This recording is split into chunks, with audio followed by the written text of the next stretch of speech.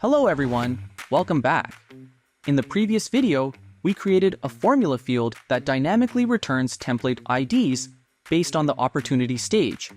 In this video, we'll take the next step and use that formula field inside Docs Made Easy to dynamically control which document template gets generated. If you haven't watched part 1 yet, be sure to check it out using the link in the description below before continuing with this tutorial. So, let's get started. First, head over to Docs Made Easy and create a new document solution. Give your solution a name, select the opportunity object, and move through the setup steps. Next, click on Next again. Add the template you want to use and continue until you reach the Page Layout configuration screen. From there, click on Go to Page Layout and open the opportunity layout. Now, simply drag the created button from the Mobile and Lightning Actions section and place it under Salesforce Mobile and Lightning Experience Actions.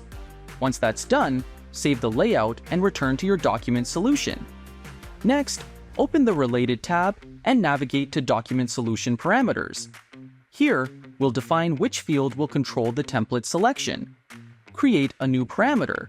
Enter Document Template ID as the parameter name, and provide the API name of the formula field in the parameter value field.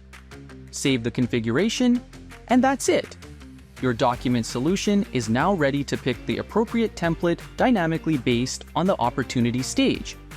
In the next part, we'll create a flow to automate the document generation process. So, stay tuned.